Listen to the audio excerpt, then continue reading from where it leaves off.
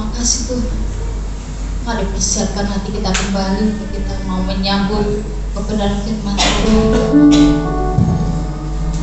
Kita tahu dunia ini semakin hari semakin tidak baik.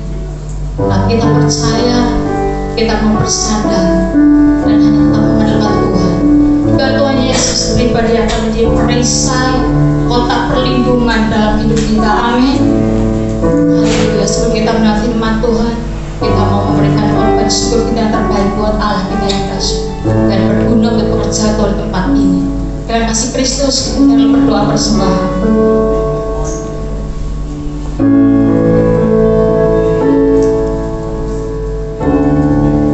Terima kasih Tuhan Yesus. Engkau sungguh baik Tuhan, bahkan sangat baik. Pada saat ini Bapa, kami boleh datang ke hadirat-Mu dengan sepenuh hati kami, dengan sepenuh jiwa kami Bapa. Engkau layak kami sembah, Engkau layak kami tinggikan, dan kami percaya Bapa, hadirat-Mu memenuhi setiap kami Tuhan. Hadirat-Mu boleh memulihkan hidup kami Bapa. Terima kasih Tuhan. Saat ini Bapa, kami mau memberikan yang terbaik bagi-Mu. Percaya Bapa, apapun yang kami berikan bagi-Mu, kuduskan, sucikan dengan darah-Mu yang kudus. Biarlah kudus berguna untuk memperlebar kerajaan-Mu, untuk mempermuliakan nama-Mu ya Tuhan. Dan kami percaya Bapa, Kau berkati setiap kami Tuhan dengan berlimpah-limpah. Terima kasih Yesus. Kami mau memberi dengan hati yang penuh ucapan syukur, dengan hati yang penuh damai sejahtera dan sukacita. Hanya di dalam nama Tuhan Yesus kami berdoa. Haleluya. Amin. Amin.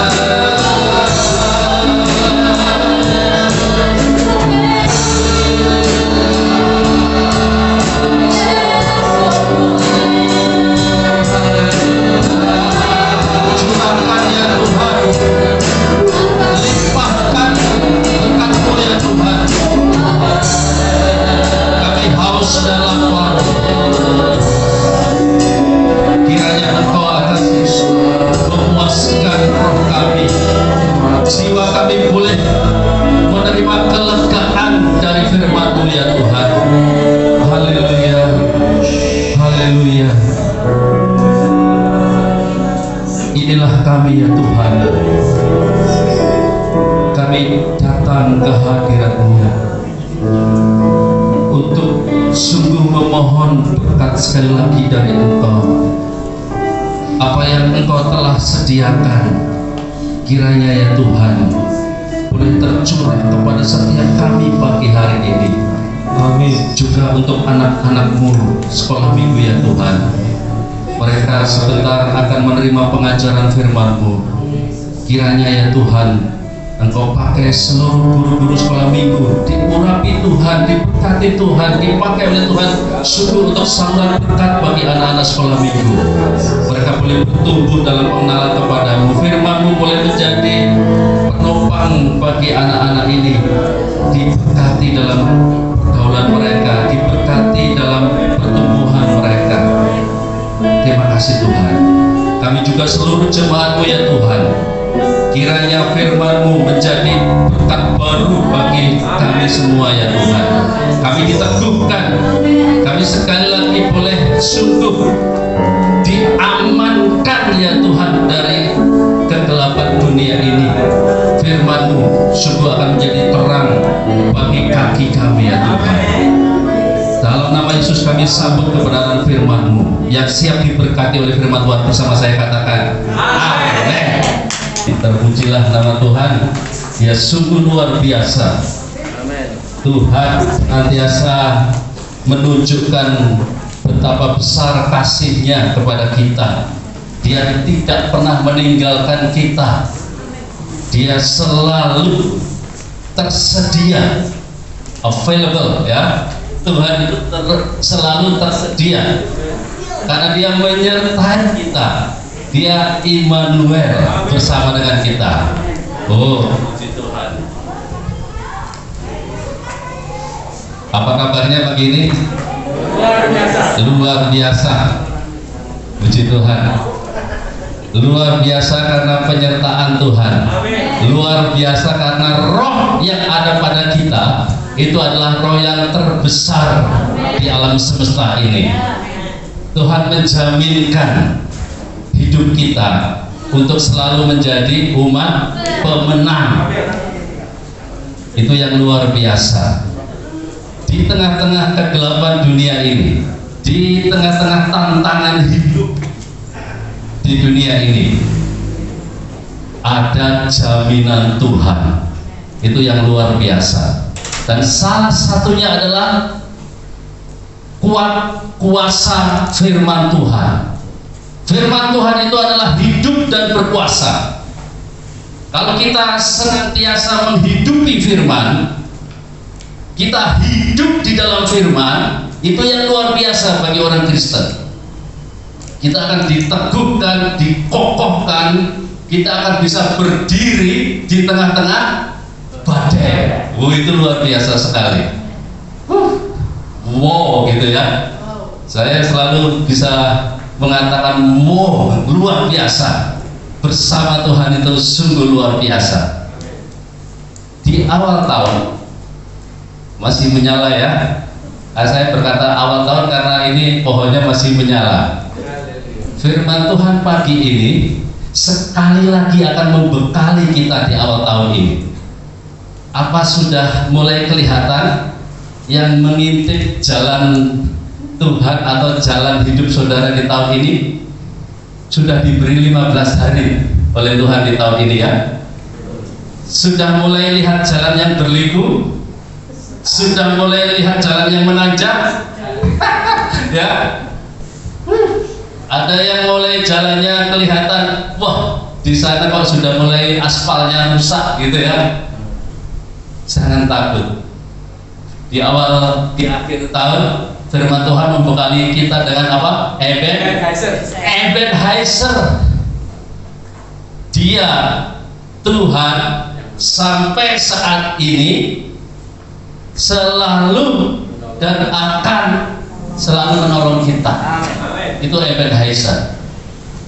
Seminggu demi minggu saudara terus diteguhkan dengan firman yang menjadi kekuatan kita. Ditambah lagi hari ini saya percaya kita akan semakin teguh berdiri di tengah badai. Ayo kita lihat firman Tuhan untuk pagi ini. Coba bukakan Matius pasal 11 mulai ayat 25 sampai ayat 30. Matius pasal 11 mulai ayat 25, nanti kita akan baca sampai ayat 30. Kita baca bergantian. Saya satu ayat, Bapak Ibu Saudara satu ayat berikutnya bergantian. Demikian firman Tuhan. Pada waktu itu berkatalah Yesus, Aku bersyukur kepadamu Bapa, Tuhan langit dan bumi, karena semuanya itu Engkau sembunyikan bagi orang bijak dan orang pandai, tetapi Engkau nyatakan kepada orang kecil. Ya Bapa, itulah yang benar kepadamu.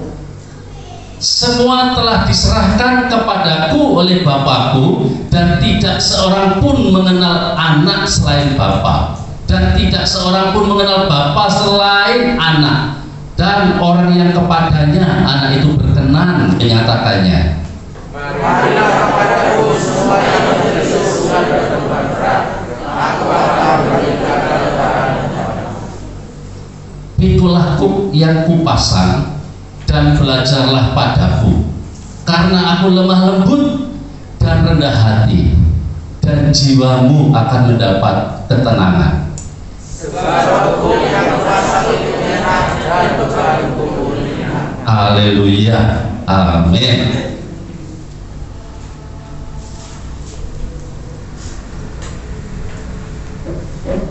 Saudara rindu ingin mendapatkan kelegaan? Amin.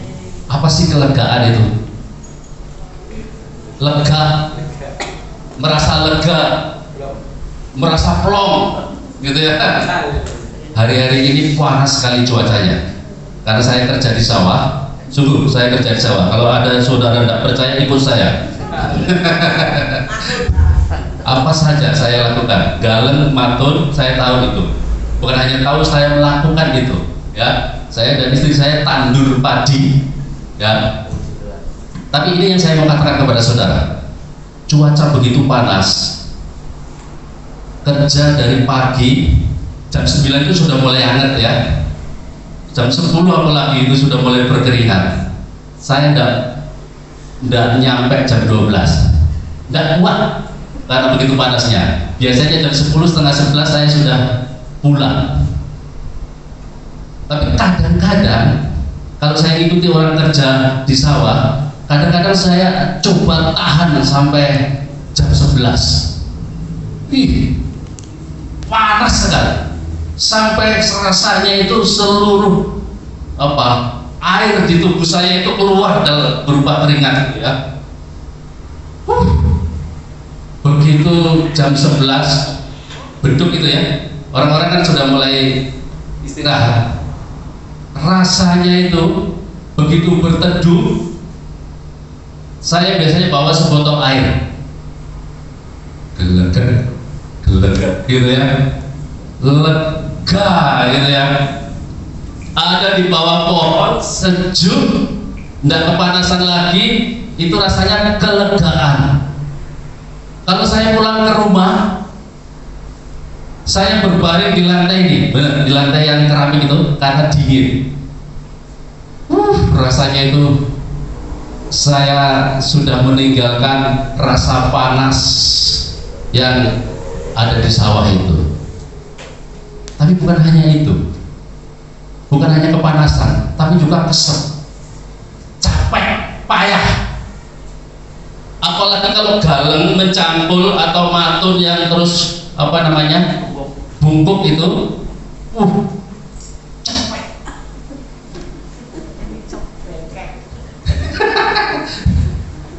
Ada yang kadang-kadang ya, waktu saya di Malang, bukan hanya anak-anak muda atau orang-orang yang masih kuat seperti saya, mungkin ya tubuhnya kelihatan besar kuat.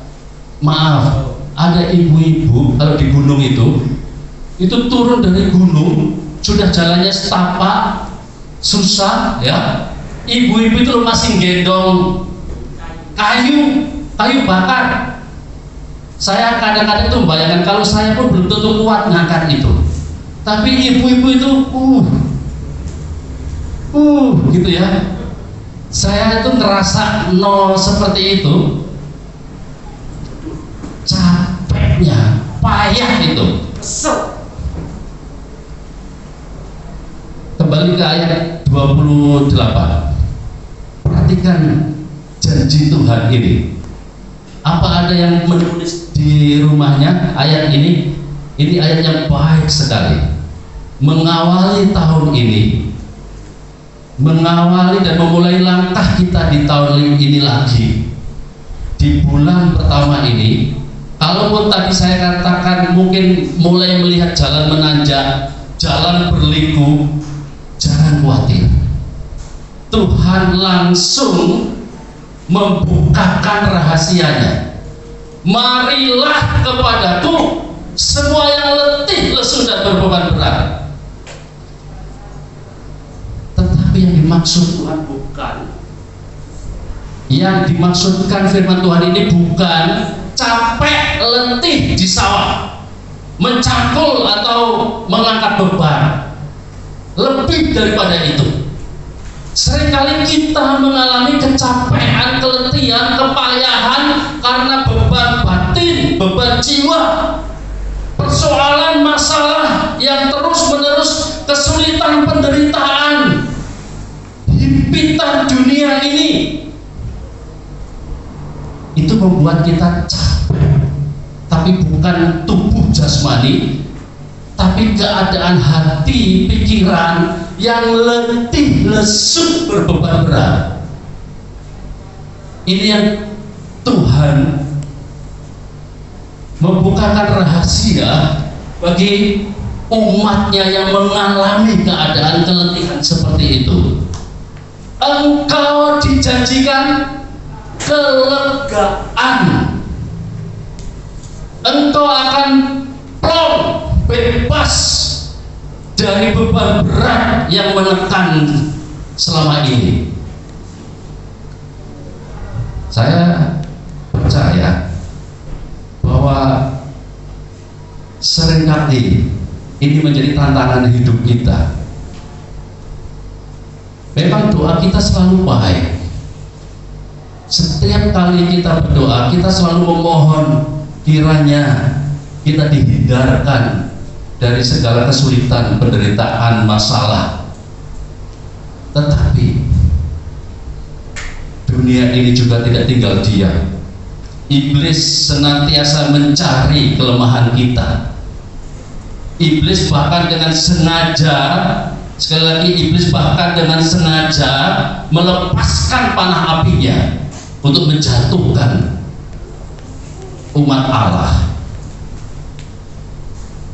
Dan itu sering menjadi beban berat bagi kita. Kalau itu terus-menerus, kalau itu bertubi-tubi datang, itu menjadikan orang Kristen, orang percaya juga mengalami letih, lesu, malas, ogah-ogahan, ya. Akibatnya menjadi seperti pasif, menjadi sudah tidak mau bergerak lagi, maju tidak, mundur juga tidak, ya, seperti berhenti di tempat seperti itu. Tapi lebih parah lagi, ada banyak juga yang mengalami keletihan dan kelesuhan secara rohani, itu yang terus menghimpit, yang terus menekan. Nah, sehingga tidak bisa mengalami damai sejahtera dan sukacita yang Tuhan sediakan. Ayo, hari ini saya mengajak untuk melihat ayat 25. Ini adalah rahasia sebenarnya. Perhatikan ayat 25. Aku bersyukur kepadamu Bapa, Tuhan langit dan bumi. Perhatikan kalimat ini. Karena semuanya itu engkau sembunyikan bagi orang bijak dan orang pandai, tetapi engkau nyatakan kepada orang kecil. Ini yang saya maksudkan rahasia sebenarnya. Tuhan sembunyikan dari orang bijak dan orang pandai, tapi dinyatakan kepada orang kecil. Artinya hari ini dibeberkan kepada kita, hari ini dibuka kepada kita. Tuhan tidak sembunyikan lagi.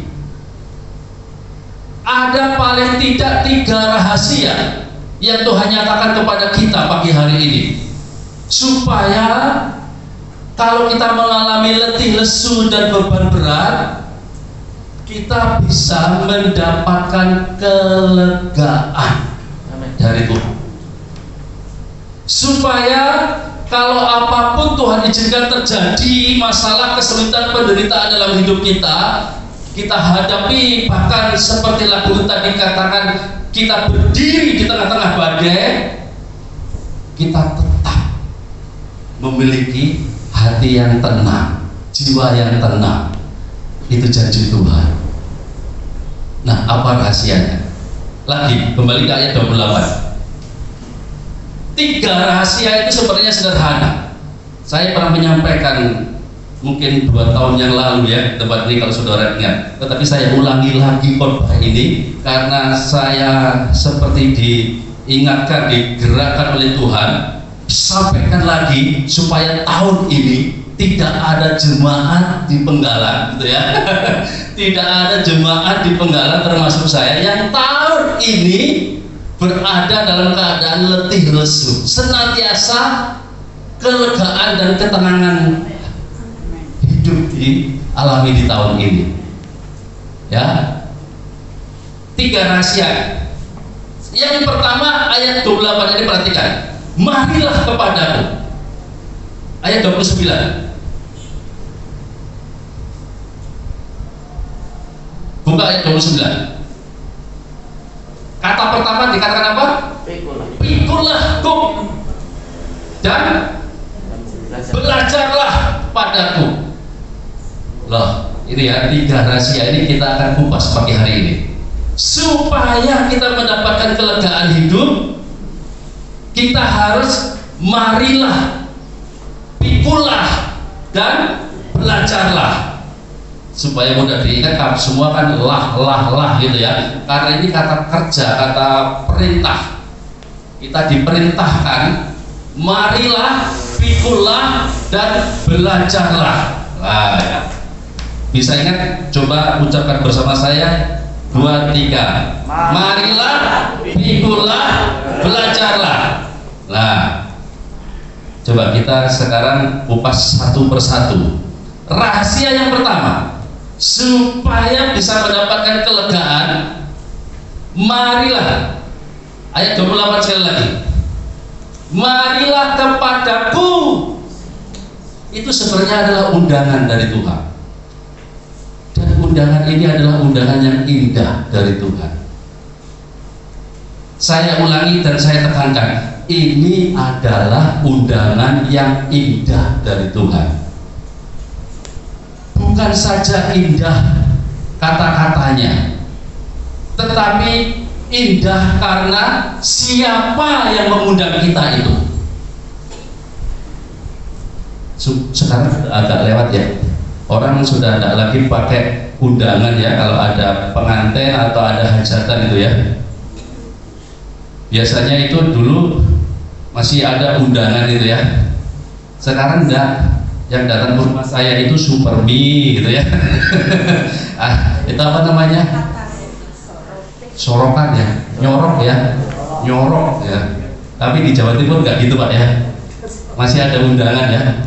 Kalau di Jawa Timur, di sini saya juga waktu pindah ke sini saya agak ya, orang ngasih ada mie 2, ada apa, kadang-kadang ada makanan ya, ada itu katanya sorokan. Nah, kalau super mie itu ya ini ya biasa ya.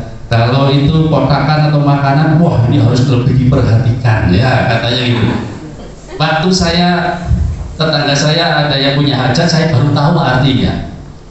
Ini kalau saudara dekat ya, kalau saudara dekat itu dikasih makanan yang khusus. Tapi kalau yang biasa-biasa saja itu yang ini aja, super mie atau apa itu ya, ternyata ada bedanya. Tahukah saudara, kadang-kadang waktu kita menerima sorokan itu ya, atau undangan, apa yang saudara perhatikan selain itu? Saudara akan memperhatikan siapa yang mengundang. Oh, Pak Yohanes gitu ya. Oh, Pak Heri gitu ya. Tapi selebihnya saudara akan perhatikan. Kadang-kadang kami juga begitu. Ini tidak kenal siapa. Tidak datang ya tidak apa-apa gitu ya. Mungkin ada di antara saudara yang tertawa tadi seperti saya ya. Siapa yang mengundang itu? Itu sangat mempengaruhi undangan itu. Kita mau datang atau kita mau ogah-ogahan atau kita semangat sekali. Kok kapan hari hanya? Hari H itu apa di sini? Kapan? Bawanya ya, bawa. Ya, itu kalau kita tahu yang mengundang itu orang yang sangat dekat dengan kita, ya kita tahu pribadinya seperti apa, kita cepat-cepat mau datang. Marilah kepadaku. Ini undangan yang indah dari Tuhan. Saya katakan undangan yang indah karena Tuhan memperkenalkan dirinya sebagai pribadi. Coba perhatikan ayat 29. Siapa dia? Pikul aku yang kupasang dan belajar padaku karena Yesus, karena Tuhan apa? Lemah lembut dan rendah hati. Bu, yang gitu ya. Kalau di rumah saudara manggil siapa ya? Istri saudara, saya tidak tahu. Ya. Sayang ya. Saya kadang-kadang kalau ada yang manggil yang itu, ini sayang apa wayang gitu. Ya tidak tahu ya. Yang gitu ya.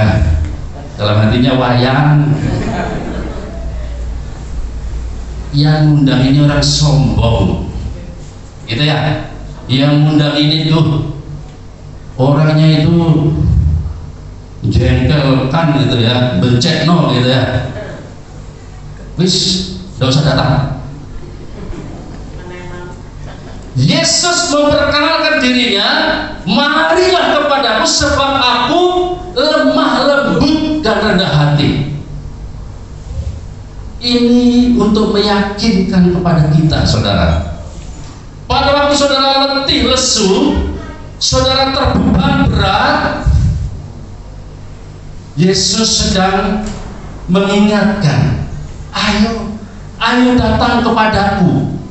Karena Yesus pribadi yang lemah lembut.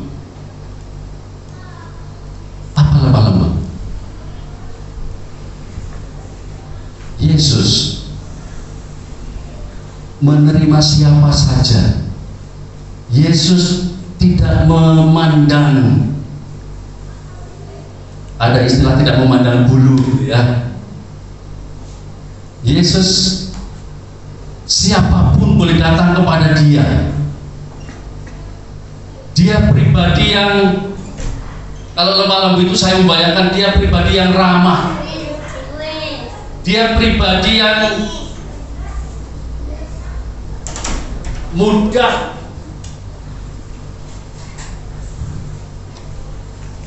Satu saat dalam pelayanan Yesus itu ada anak-anak kecil mau datang kepada Yesus, tapi murid-murid itu marah. Pergi sana, gitu ya. Tapi Yesus waktu Yesus melihat itu, Yesus berkata, biarkanlah mereka, anak-anak itu datang kepadaku. Saya mau beritahu saudara, kalau saudara mau menguji, menilai kira-kira saudara pribadi yang lemah lembut atau bukan, coba saudara mengajar sekolah minggu. Coba saudara kumpul sama anak-anak kecil. Kalau anak-anak kecil itu suka, aduh om, ya pak, ya gitu ya, suka kepada saudara, itu salah satu bukti saudara adalah pribadi yang lemah lembut. Anak-anak itu polos, betul? Anak-anak itu bisa merasakan, bisa menilai ini orang yang seperti apa, sehingga kalau anak-anak mau datang dan main bergaul dengan kita, itu menunjukkan bahwa orang itu pribadi yang lemah lembut. Setuju dengan saya? Coba kalau anaknya Pak pikiran sama saya, kadang-kadang mau, kadang-kadang tidak mau. Jadi mungkin kadang-kadang saya lemah lembut, kadang-kadang saya juga sangat gitu ya. Ya. Tapi benar, kalau orang itu tidak lemah lembut, bayangkan seorang pemimpin gitu ya. Saudara yang bekerja di kantor, punya atasan, misalnya gitu ya, ini punya atasan kerja di kantor, namamu siapa? Nathan ya.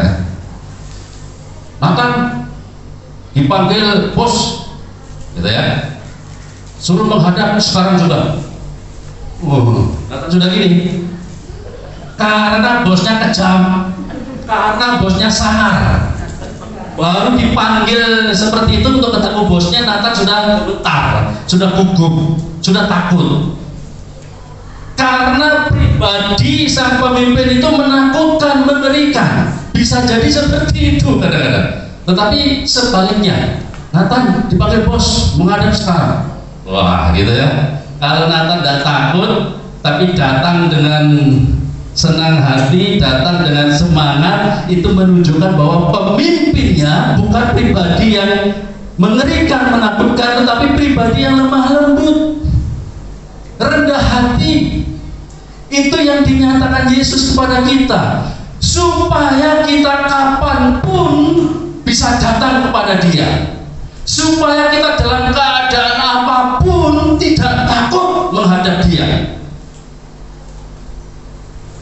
Orang terbeban, kadang-kadang terhimpit oleh kesalahan, oleh dosa. Kadang-kadang kita punya masalah dengan Tuhan karena kita melakukan suatu kesalahan atau dosa. Orang yang seperti itu kadang-kadang membuat dia takut datang kepada Tuhan. Yesus itu lemah lembut dan rendah hati. Sebesar apapun kesalahanmu, sebesar apapun dosamu, Yesus selalu membuka tangannya. Saudara ingat kisah di Lukas pasal 15, anaknya hilang. Ini anak durhaka, dia minta warisannya sebelum waktunya. Dia ambil warisannya lalu foya-foya dihabiskan, ludes tuntas. Waktu dia sadar, dia datang sebenarnya agak ragu-ragu untuk kembali kepada orang tuanya. Tapi ayah ini, bapak ini, coba lihat Lukas 15 ayat 20. Lukas 15 ayat 20. Meskipun dia anak yang nakal, sebenarnya layak untuk mungkin diusir saja anak ini.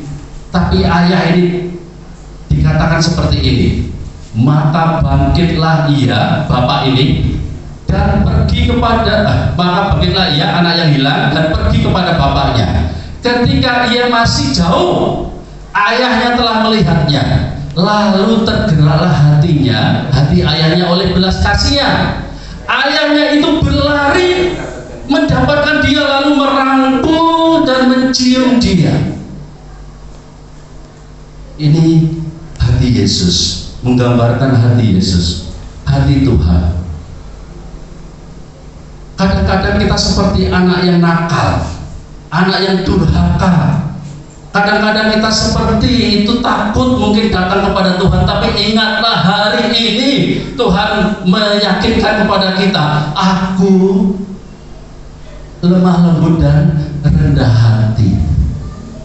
Jangan ragu-ragu, Dia akan merangkul dan menciummu meskipun engkau sudah terpuruk, sudah jatuh seperti apapun. Jangan pernah takut, jangan pernah ragu-ragu. Ini loh janji Tuhan di awal tahun. Ayo kita pegang teguh. Saya jadi ingat minggu lalu Putri hambanya menyampaikan satu khotbah yang baik sekali dari Yesaya. Coba lihat Yesaya pasal 1 ayat 18. Tuhan kecewa sekali dengan umatnya. Umatnya itu ibadahnya ibadah, boleh dikatakan ibadah palsu, karena hidupnya tidak berkenan. Mereka beribadah dengan semangat tetapi tidak sinkron dengan kehidupan sehari-harinya. Tuhan sampai dikatakan hatinya itu seperti sesak, menahan melihat umatnya hidupnya seperti itu yang tidak berkenan. Tapi ayat ini berkata apa? Marilah. Di akhir bagian pasal 1 Yesaya ini Tuhan berkata, marilah, baiklah kita berperkara firman Tuhan, sekalipun apa? Dosamu merah seperti kirmisi akan menjadi putih seperti salju. Sekalipun berwarna merah seperti kain kesumba akan menjadi putih seperti bulu domba. Saya tadi katakan ini undangan yang indah, karena di balik undangan ini ada janji Tuhan yang luar biasa. Jangan takut datang kepada Tuhan, jangan ragu-ragu datang kepada Tuhan. Engkau sedang memikul beban apapun, bagi Tuhan tidak ada yang terlalu berat untuk Dia tanggung. Dia sudah menanggung kehinaan yang paling hina. Dia sudah merendahkan diri yang paling rendah, sehingga kalau Dia dikatakan aku adalah lemah lembut dan rendah hati, Dia terbukti. Dia tidak pernah membedakan orang, mau pejabat, mau orang biasa, mau orang hina, mau orang hebat, orang yang mulia, ya, orang miskin, orang kaya, semua diterima Yesus. Kita di sini kan bermacam-macam, ya, semua diterima Yesus. Itu kerendahan hatinya, itu kelemah lembutannya. Engkau sangat istimewa di mata Tuhan. Orang di luar sana mungkin memiliki Allah yang menunjukkan kekejamannya, ya, tetapi nggak tahu hari ini kok firman Tuhan menyatakan kepada kita satu rahasia yang jangan pernah dilupakan. Kapanpun, dimanapun saudara membutuhkan datang kepada Tuhan, ingat, marilah, datanglah kepada Tuhan. Jangan pernah ragu-ragu, jangan pernah takut, karena Dia lemah lembut dan rendah hati. Mari, yang mengerti katakan amin. Puji Tuhan. Ini rahasia yang pertama. Yang kedua apa? Marilah, pikullah. Marilah, pikullah, belajarlah. Kita lihat yang kedua, ayat 29. Matius 11 ayat 29. Nah, tadi kan ada kata pikullah. Pikullahku yang kupasang. Kalau tadi marilah kepadaku, saya pakai istilah ini undangan yang indah. Kalau pikullahku yang kupasang, saya pakai istilah ini tugas yang indah. Saudara tahu kuk?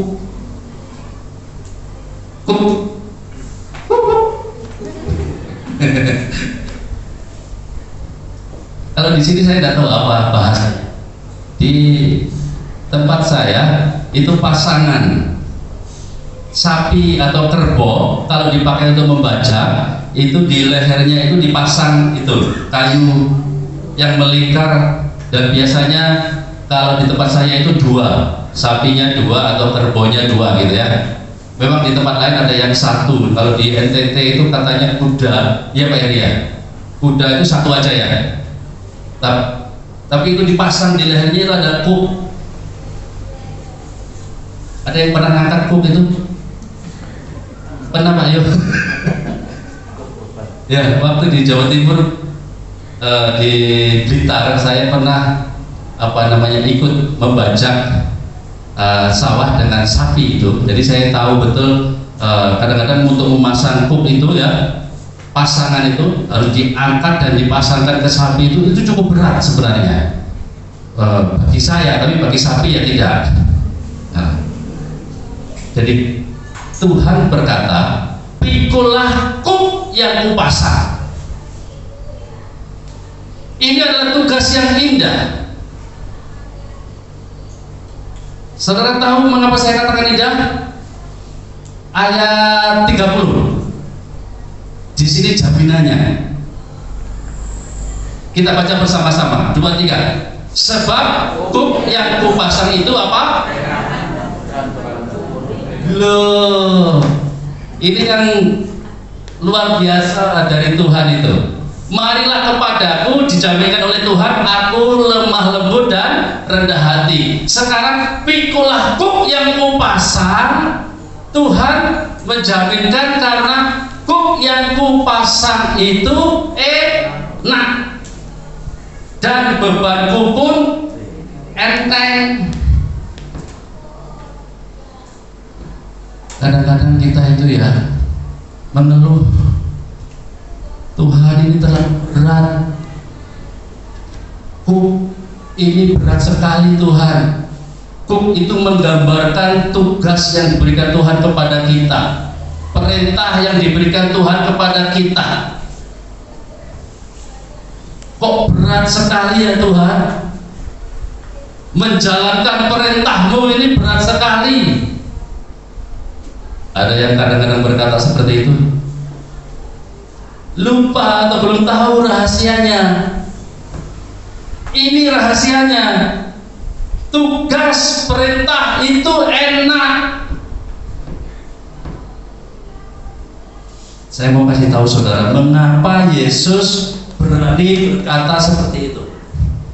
Yesus bapaknya adalah Yusuf. Yusuf pekerjaannya apa? Tukang kayu. Yesus itu sering membantu bapaknya jadi tukang kayu. Konon menurut catatan sejarah, Yusuf atau Yesus, keluarga Yesus ini dikenal sebagai seorang tukang kayu yang membuat kuk. Dan buatan mereka itu bagus. Kuk yang dibuat oleh Yusuf atau Yesus ini boleh dikatakan terkenal pada waktu itu. Kalau membuat kuk untuk sapi atau binatang yang dipakai untuk membaca, mereka tahu bagaimana membuat kuk yang baik. Karena itu menjadi latar belakang ayat ini. Waktu Yesus berkata kuk yang kupasang itu enak, Yesus tahu bagaimana membuat kuk yang baik. Di samping itu Yesus tahu ukuran leher kita itu seberapa. Bayangkan kalau sapinya gemuk gitu ya, kuk yang dipasang itu sempit ya. Bayangkan dia itu pecutnya berapa kali pun ya dia mungkin tidak bergerak atau malah lari kencang ya, karena dia terjepit oleh kuk ini ya. Nah, dikatakan oleh ayat ini, kuk yang kupasang itu enak, pas dengan ukuran kita. Tuhan itu tahu ukuran leher kita masing-masing. Gambarannya seperti itu. Kalau Dia memberikan tugas, Dia memberikan perintah kepada kita, Tuhan tahu kita bisa mengangkatnya, kita bisa melakukannya. Amin. Itu yang dimaksud bahwa kuk yang kupasang itu enak, tapi tidak berhenti di situ. Dikatakan bebanku pun enteng, ringan.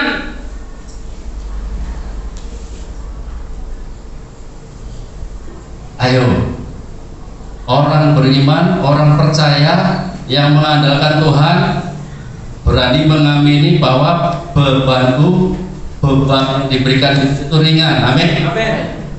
Jangan lagi berkata berat. Jangan diselewengkan oleh pengaruh apapun. Ini firman Tuhan.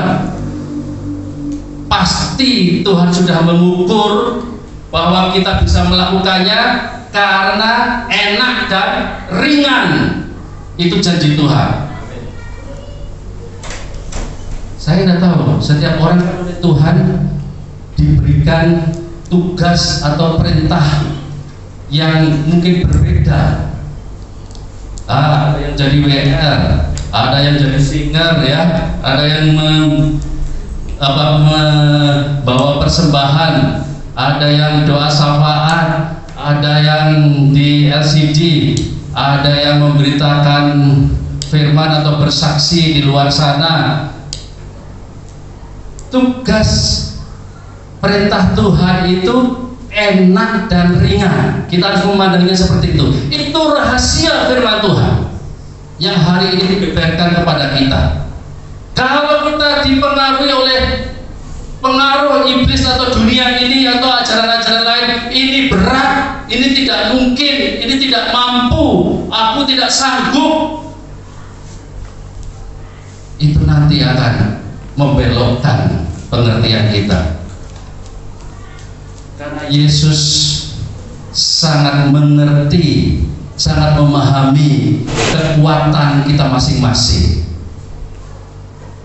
Kalau Yesus memberikan tugas dan perintah itu kepada kita, Dia tahu kita bisa mengangkatnya dan melakukannya. Sekali lagi, yang mengerti katakan amin. Puji Tuhan. Rahasia ini kiranya menjadi dorongan dan semangat bagi kita di tahun ini. Kalau tahun ini Tuhan mulai memberikan tugas baru, tahun ini Tuhan mungkin memberikan perintah baru kepada kita, ingat janji Tuhan ini. Kuk yang kupasang enak dan ringan. Sebenarnya ada latar belakang lagi yang menjadikan enak dan ringan. Saudara tahu, kebanyakannya kuk itu memang pasangan, artinya sapinya dua atau kerbonya dua. Yang satu dipasang di leher kita, yang satu dipasang di, kan ada dua ya, yang satu dipasang di leher kita, yang satu dipasang di lehernya Yesus. Ada yang memberikan ilustrasi seperti itu. Enak dan ringan karena Yesus bersama-sama dengan kita mengangkat beban kita. Amin. Enak dan ringan karena Yesus bersama-sama kita. Kalau ada kesulitan, kalau ada masalah, kalau ada penderitaan, Dia ikut mengangkat beban kita. Amin. Saudara tidak sendiri, sehingga tidak menjadi beban berat bagi kita. Ada Yesus bersama dengan saudara yang akan bersama-sama mengangkat beban itu. Itu luar biasanya Yesus. Dia menjanjikan Dia selalu Immanuel bersama dengan kita, menyertai kita supaya pada waktu letih, lesu, berbeban berat, Dia akan mengangkat beban itu dan kita menjadi merasa ringan. Amin. Sekali lagi, ayo yang mengerti katakan amin. Puji Tuhan. dia lemah lembut, dia rendah hati. Sekarang dia berkata, enak dan ringan. Terima kasih Tuhan untuk rahasia itu. Aku mau datang dengan tidak ragu-ragu kepada Yesus. Aku mau memikul tugas dan perintah itu karena enak dan ringan. Yang ketiga, marilah, pikulah, belajarlah. Marilah kepadaku, pikulah kuk yang kupasang, ayat 29. Dan belajarlah pada siapa? Padaku, pada Yesus. Belajarlah padaku. Saya ini seorang dosen ya. S2 seringkali Pak Yohanes, Pak Agus, MTH, anak saya Pak kalau di rumah manggil saya selalu begitu sekarang. Betul. Papa Agus MTH. Oh, kalau ada dia, saya kan dalam hati tertawa. Ini dia selalu mengikuti Pak Yohanes ya. Papa Agus MTH, dia selalu gitu. MTH, master saya ya. Belajarlah padaku. Belajarlah pada masternya. Nah, bukan itu. Belajarlah pada Yesus. Ayo kita kupas ini. Mengapa Tuhan menekankan disuruh belajar kepada Yesus? Kita itu sangat bersyukur. Kita punya pemimpin yaitu Yesus. Kita punya guru yaitu Yesus. Ya. Sungguh-sungguh dia guru. Guru itu apa? Bisa digugu dan betul. Digugu dan ditiru. Itu makanya kita harus belajar kepada dia. Dia bisa diteladani. Dia pemimpin yang luar biasa, bukan hanya teori tapi juga praktek.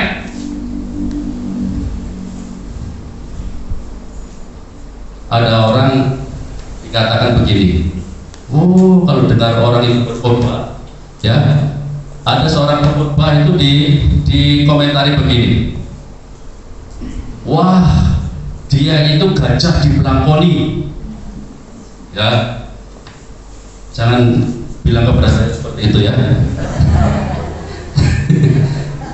Kalau ada yang bilang kepada saya, Pak Agus MTH gajah dibelangkoni, itu artinya tahu? Gajah dibelangkoni, iso khotbah ora iso nglakoni. Ya, Yesus tidak. Dia berkhotbah, dia juga menjalankan, melakukan. Dia mengajar, itu juga yang dia lakukan. Antara teori, antara pengajaran